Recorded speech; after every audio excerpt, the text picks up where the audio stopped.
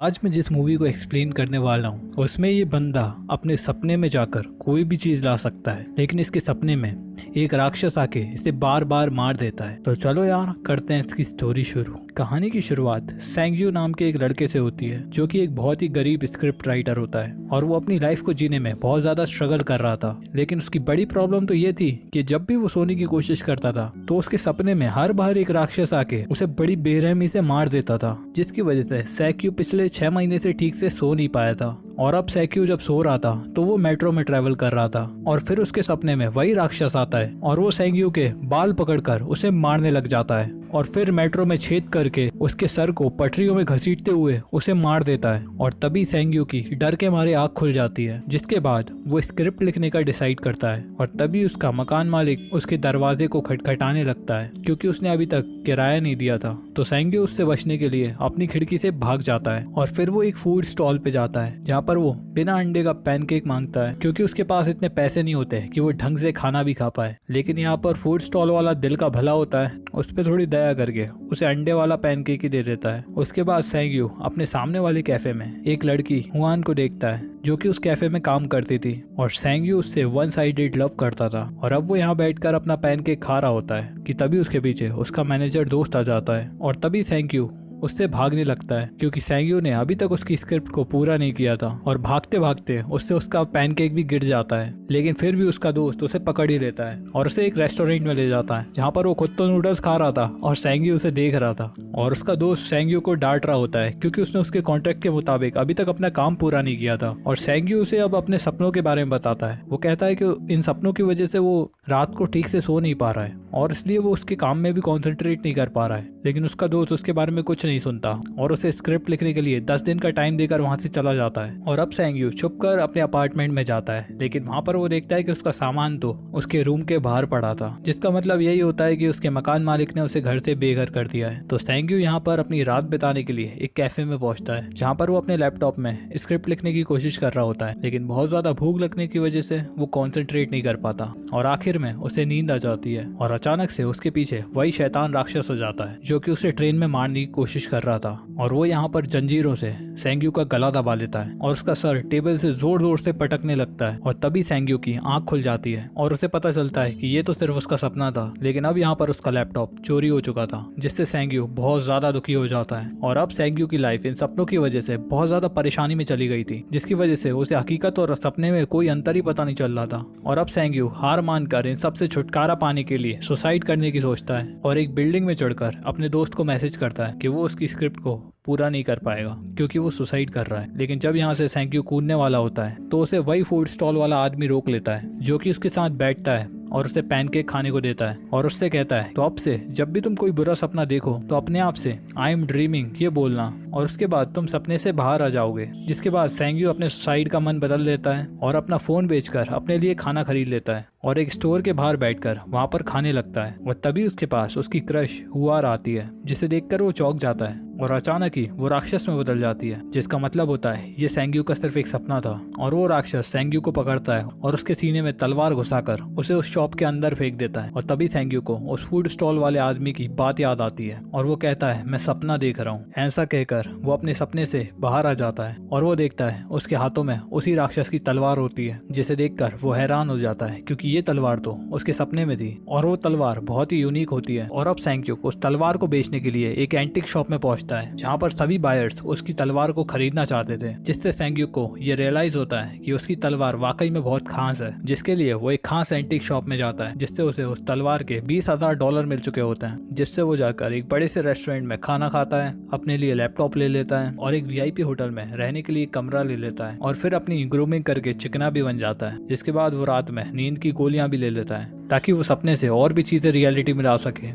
और क्योंकि वो होटल में रुका था तो उसे सपना भी इसी होटल का आता है। और अब वो कमरे से बाहर निकलकर कॉरिडोर में घूमने लग जाता है और वो वहीं पे रखे हुए फ्लावर पॉट को उठाकर आई एम ड्रीमिंग कहता है, लेकिन कुछ भी नहीं होता। और सेंग्यू पता करने के लिए आगे बढ़ता है कि तभी दीवार तोड़ते हुए वही राक्षस उसे मारने लगता है और इस बार वो सेंग्यू के ऊपर सोने की एक्स से हमला करता है, जिससे सेंग्यू को काफी चोट लग जाती है। लेकिन आखिर में सेंग्यू उस कुल्हाड़ी को पकड़कर आई एम ड्रीमिंग मैं सपना देख रहा हूँ ये बोलने में कामयाब हो जाता है और उस कुल्हाड़ी को रियल वर्ल्ड में ले आता जाता है और उसके घाव भी ठीक हो जाते हैं। और फिर वो उसी दुकानदार के पास जाता है और उस कुल्हाड़ी को बेच देता है और उससे मिले हुए पैसों को खर्च करने लग जाता है। और सैमयुक अपनी लाइफ से अब बहुत खुश होता है क्योंकि अब वो अपने सपनों से किसी भी चीज को ला सकता था और वो डिसाइड करता है कि अब वो अपने सपनों से ऐसे ही सामानों को लाता रहेगा। और अब वो सोने से पहले एक किताब में म्यूजियम की फोटो देखता है जिसमें कई सारी एंटीक चीजें रखी होती हैं ताकि वही म्यूजियम उसके सपने में आ सके और वो वहां से चीजों को ला सके। और उसके सोने के बाद उसका प्लान भी काम करने लगता है और वो सपने में उसी म्यूजियम में पहुंच जाता है जिसे उसने किताब में देखा था। और सैंक्यूक उस म्यूजियम की सारी एंटीक चीजों को देखता है और सबसे महंगी चीज को रखकर राक्षस का वेट करता है। लेकिन इस बार वो राक्षस सैंक्यूक को मारने के लिए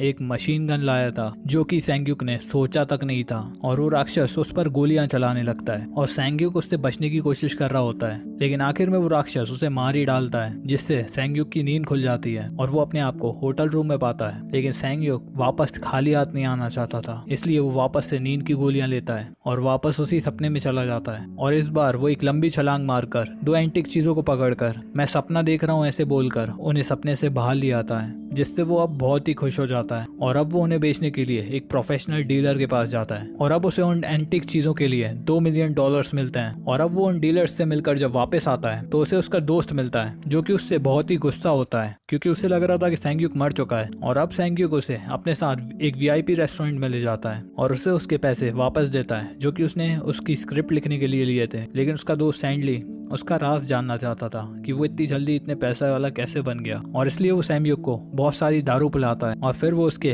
वॉलेट में से उसका क्रेडिट कार्ड और पैसे निकालने लगता है। लेकिन तभी सैमयुक अपने हाथों में ढेर सारी गोल्ड की चेन लेकर वहां से उठ जाता है, जिससे सैंगजी बहुत ही डर जाता है। और अब वो सैमयुक का राज जान चुका था और अब से वो सैंगयुक के साथ रहना शुरू कर देता है। और अगले दिन सैमयुक को पता चलता है कि हुआर अपना कैफे बेचने वाली है, तो वो खुद ही उसका कैफे खरीद लेता है और उससे डील करता है कि अगर प्रॉफिट हुआ तो वो उस प्रॉफिट को आपस में बांट लेंगे और अगर लॉस हुआ तो वो सिर्फ उसे लॉस होगा। जिसके बाद से सैमयुक और हुआर एक दूसरे से मिलने लग जाते हैं और अब सैमयुक होटल में आकर वापस से सपने देखने लग जाता है और उसका दोस्त सैंगजी उसकी बॉडी को प्रोटेक्ट कर रहा होता है। और सैमयुक अब अपने सपनों में बहुत ही एक्सट्रीम लेवल पे जा चुका था और अब उसके सपनों पे उसका बहुत ज्यादा कंट्रोल होने लगा था, इतना कि वो अब उस राक्षस को भी सपने में पेल दिया करता था और यहाँ तक कि वो अपने सपनों में मनमानी करने लगता है। और अब तो वो अपने सपनों में से ढेर सारी एंटीक और कमाल की चीजें लाया करता था। और ऐसे ही एक दिन जब वो रेस्टोरेंट में बैठा होता है उसे वो फूड स्टॉल वाला आदमी दिखता है, तो सैंगयुक उस फूड स्टॉल वाले आदमी के पास एक पैसों का बैग रख देता है क्योंकि वो उसे बहुत बार फ्री में खाना खिलाया करता था। और अब सैंगयुक ऐसे ही अपने सपनों से चीजें लाया करता था।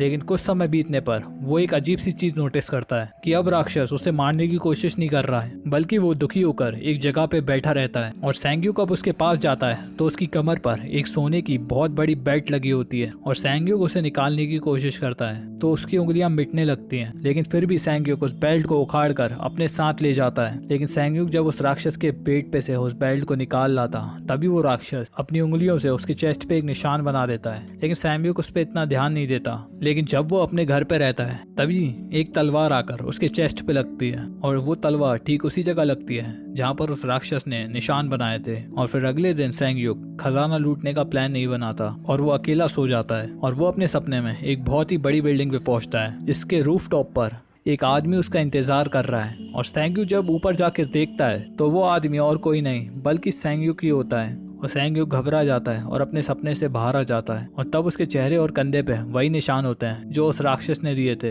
तो सैंगयुक इस बारे में बात करने के लिए उसी फूड स्टॉल वाले आदमी के पास जाता है, लेकिन रास्ते में ही कुछ गैंगस्टर उसे किडनैप कर अपने साथ ले जाते हैं। और यहाँ पर उन गैंगस्टर्स का लीडर सैंगयुक से $10 मिलियन मांगता है और सैंगयुक अपने दोस्त सैंजी की मदद से उन किडनैपर्स को $10 मिलियन दे देता है। लेकिन वो लोग पैसे लेने के बाद उसके दोस्त को भी किडनैप कर लेते हैं। लेकिन अब सैंगयुक उनसे बचने के लिए उन लोगों को अपने अपार्टमेंट में ले आता है जहाँ पर उसने बहुत सारी एंटीक और यूनिक चीजें रखी होती हैं जो कि वो अपने सपने से लाया था। लेकिन तभी हुआर सैंगयुक से मिलने उसके अपार्टमेंट में पहुंचती है और यहाँ पर वो गुंडे हुआर को भी पकड़कर उसी जगह ले आते हैं। और उसके बाद जब उनका लीडर उन सबको मारने के लिए कहता है तो सैंगयुक का दोस्त सैंगजी होश में आ जाता है और वो इन सब के साथ लड़ने लग जाता है और सैंगयुक भी उनके साथ लड़ता है। लेकिन वो लोग उसे चाकू मार देते हैं और जिसके बाद ये तीनों वहाँ से भागने की कोशिश करते हैं, लेकिन सैंगयुक के दोस्त को वो लोग वहाँ पर मार देते हैं। लेकिन सैंगयुक और हुआर दोनों उन लोगों से बचकर ऊपर वाले फ्लोर पर आ जाते हैं। लेकिन यहाँ पर भी वो लोग उन्हें पकड़ लेते हैं और वो लोग सैंगयुक को वहाँ पर उठा उठाकर मारते हैं, जिससे सेंग्युक बेहोश हो जाता है और वो वापस से अपने सपने में पहुंच जाता है, जहाँ पर उसे अपने सपने में एक चमकती हुई दीवार दिखती है। और जब वो उस दीवार को छूता है तो उसे वही सीन दिखाई देता है जहाँ पर वो पहली बार उस सपने की दुनिया से उस तलवार को लेकर आया था, लेकिन वो उस दिन मर चुका था और उसे एम्बुलेंस में ले गए थे। और जिसके बाद सेंग्युक अपने सपने से बाहर निकलने के लिए मैं सपना देख रहा हूँ कहता है, लेकिन इस बार कुछ नहीं होता, बल्कि उसके शरीर से खून निकलने लग जाता है और तभी अचानक से उसका शरीर बदलने लगता है और वो उस राक्षस में बदल जाता है जो कि उसे मारने के लिए आया करता था। जिसके बाद उसके हाथों में एक तलवार आती है और वो उस तलवार से उस दीवार को तोड़ने लग जाता है। और जब वो दीवार टूटती है तो वो उसी जगह पे पहुंच जाता है जहाँ पर सेंग्यू था और वो राक्षस उन सभी गुंडों को वहाँ पर अपनी मशीन गन से मार देता है, जिसमें हुआर को भी गोली लग जाती है और वो भी मर जाती है। और आखिर में वो राक्षस सेंग्यू को भी मार देता है। तभी वो सारी यूनिक चीजें, वो एंटी सभी चीजें वहाँ से गायब होने लग जाती हैं, जिन्हें सेंग्यूक अपने सपनों से लाया था। और जब सेंग्यूक जागता है तो वो उसी स्टोर पर होता है जहाँ पर हुआर काम किया करती थी, जिससे उसे समझ आता है जो कुछ भी उसने अभी तक देखा वो एक बहुत ही लंबा सपना था। और तभी हुआर उसके पास आती है और उस पर दया करके उसे खाना खिलाती है और उससे कहती है कि उसने उसकी लिखी हुई स्टोरी एक मैगजीन में पढ़ी थी जो कि उसे काफी अच्छी लगी। और वो कहती है कि वो स्टोरी एक अच्छे प्राइस में भी बिक सकती है। और तब तक के लिए हुआर उसे अपने कैफे में काम करने के लिए एक जॉब दे देती है, जिसके बाद सेंग्युक की लाइफ धीरे धीरे स्टेबल हो जाती है और वो अपनी स्क्रिप्ट को भी पूरा कर लेता है, जिसे बेचकर उसे काफी अच्छे पैसे भी मिल जाते हैं। वो उसी फूड स्टॉल वाले आदमी के पास जाता है और उसे देखकर वो फूड स्टॉल वाला आदमी उसे उसके पैसे से भरा हुआ बैग वापस कर देता है। लेकिन अब सेंग्युक बिल्कुल कुछ समझ नहीं पा रहा था कि ये सब रियलिटी है या कोई सपना। और वो फूड स्टॉल वाला आदमी अपने पेट पर उसे एक घाव दिखाता है और वो कहता है कि उसके पास भी वही शक्तियां हैं और उसने भी उसी की तरह गलतियां की थी। और फिर वो समझ गया कि नॉर्मल जीवन जीना ही सही है। और आखिर में दिखाया जाता है कि सेंग्युक जब हुआर से बात कर रहा था तब वही राक्षस सेंग्युक को देख रहा था और यहीं पर यह कहानी भी एंड हो जाती है।